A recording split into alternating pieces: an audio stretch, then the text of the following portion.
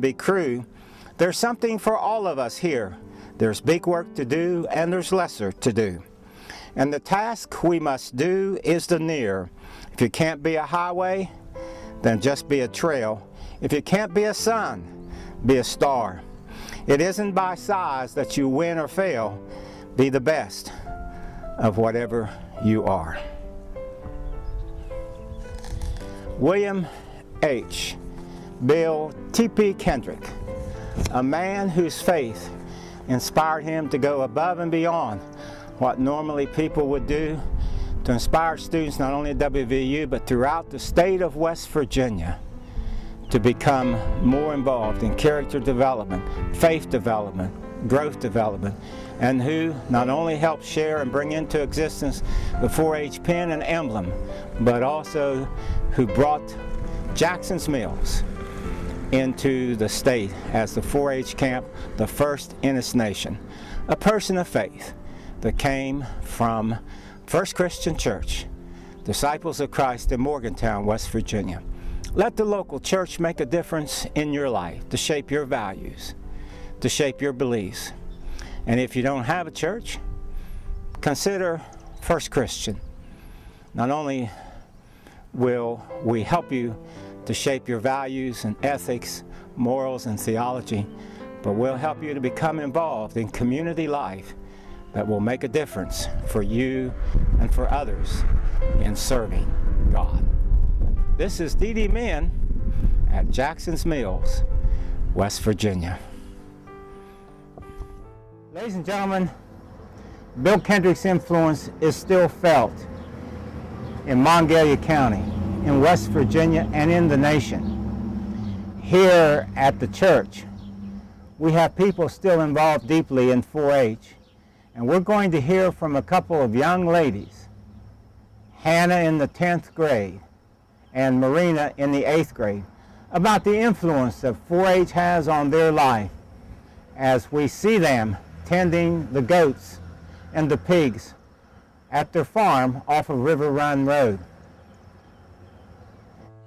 Hannah also plays the bass at First Christian Church, and she is quite a multi-talented individual. Let's go visit the Maxwell Farm today and talk to these young ladies about 4-H. Tell me when you got involved and how you got involved in 4-H. I was really shy in elementary school, and I didn't like going in front of the class and doing presentations or anything. So my mom knew a couple people who were in 4-H, and they recommended 4-H. What do you have to do to bring the goats in? We're gonna go get those girls up there and bring them down here. They'll probably run back. They'll just run by themselves.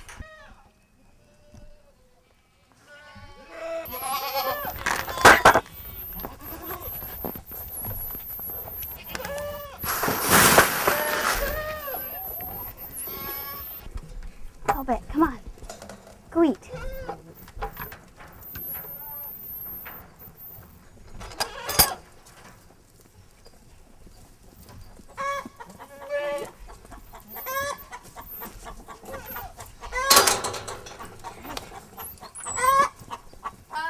I think they're about a month old. I know.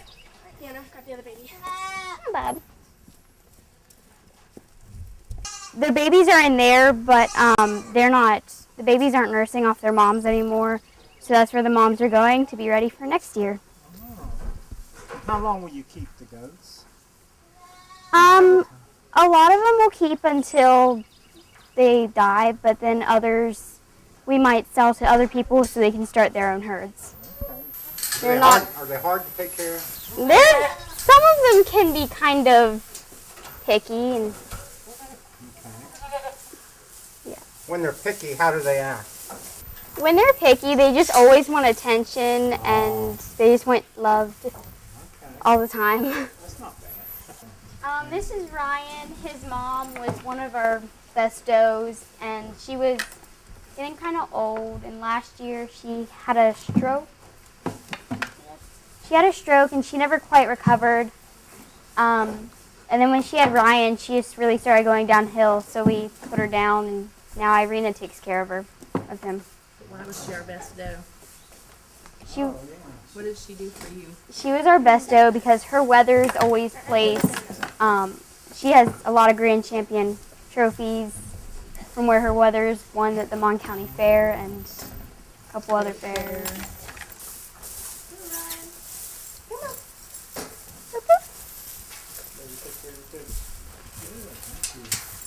Melina, tell me what you're doing. I just gave the pigs some goat milk. Oh. It has a lot of fat and stuff in it. So, yeah. And I just give them a whole bunch of treats. Give me. Tutti Frutti marshmallows. Oh my. Seems to be their kind of favorite marshmallow now. So, I go through a lot of these. This right here, that is Christopher P. Bacon. This little girl right here, her name is Barbie Q. And this girl right here, her name is Pancake. I like it because it's unique. And whenever you get annoyed with people, you can just come out here and be happy and play with animals. I do everything for these pigs, but I have to get my dad's help a lot because I can't lift the feed bag in the feeder all by myself. So I usually open the door for the feeder for Dad, and he pours in the feed, and I water them. But when I can't, my sister or my mom or my dad takes over for me. Being a farmer's daughter, I grew up on a farm. Thought I was going to get off the farm and not come back, realized my roots were in the farm. It's just a way of life for us that I can't see living otherwise. I mean, like I said, I tried. It's just not something that I was willing to do, and I sucked him in. I grew up in town, and I married into the farm life, but I like it. It's good way to bring up a family. 4-H saved me a lot. When I was a kid, I was, believe it or not, nobody's going to believe it that knows me, I was very shy. And being in 4-H, I came out of my shell a lot, learned public speaking. I had a bad stutter, learned public speaking, learned, working with the animals, showmanship. And when Hannah was little, the teachers would call me from school and say, we asked her to go to the front of the class and do a math problem. And she's on the nurse's couch. And just want you to know she'll be okay, but she's having a hard time. So as soon as she was of age, I called and said, can we get her into some 4-H club somewhere? And we found out actually one of her kindergarten teacher's aide was a 4-H assistant leader. So she helped us get into the local club, just, right here local. And it was amazing when she got her first goat for the goat projects. She was afraid of the goat, didn't want to touch them, was scared to death. She wanted to do it, but she was just afraid. And to see her go from that to that summer, we went to the fair. We didn't go to the state fair that year, did we? It was state fair the following year. Went to state fair the following year. Anyway, went to the fair that year, and the judge said, tell me something about your goat. And she went, and then all we saw was her mouth moving. And for about 3 minutes, she talked to this complete stranger about this animal that she'd worked with. Talking about 4-H, it's a great program. Just amazing. And it doesn't even have to be a farming thing. I mean, they've done public speaking, they've done riflery, they've done everything.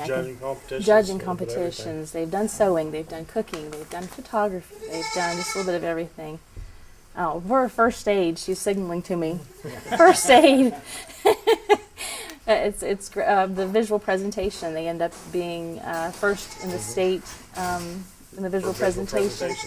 Oh, we went to Harrison Livestock Farm. Harris Livestock Farm to purchase 3 pigs for my daughter, and we also purchased the Opportunity Pig that we donate to the scholarship fund for the Mon County Fair.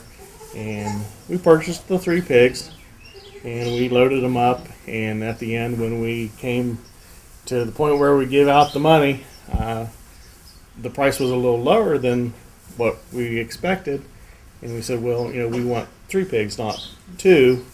And the family said that they grew up in 4-H and they appreciated what we did, and they actually donated the pig to us to raise to give a scholarship for this year at the Mon County Fair. And this year you say you're giving out 7 scholarships? And this year, with this year, will be our first year. We're going to give out 7 $500 scholarships to kids that are going to college this year. Ladies and gentlemen, we thank you very much for watching. This has been such a great program on the life of William H. T.P. Kendrick. And it is here on this street where life intersects. Cars pass every day, passing by the church. And it is the life of Bill Kendrick that he intersected with kids, adults, and all people in terms of relating your faith to everyday life. Relating your faith not just to agriculture, but to character development, value formation, and faith initiatives.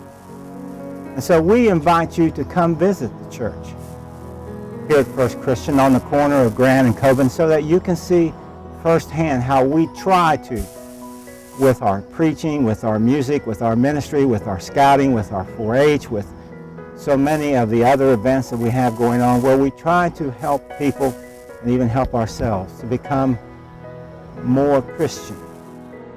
We thank you for watching our 7th program of First Christian Church, Disciples of Christ in Morgantown, showing you the many faces of faith, activities, community enrichment, and spirituality in the areas of ministry, music, message, and Morgantown. We are small with a large heart for the heart of people and for the heart of Morgantown. We believe that through this church you'll be able to increase your faith, grow your children, and deepen your community involvement. Visit us on Facebook at First Christian Church, Disciples of Christ in Morgantown. For additional information, call the church at 304-296-5500 or email us at fccmorgantown@gmail.com. So from First Christian Church, this is Dee Dee Mann, the interim minister, saying so long, take care, and be a blessing.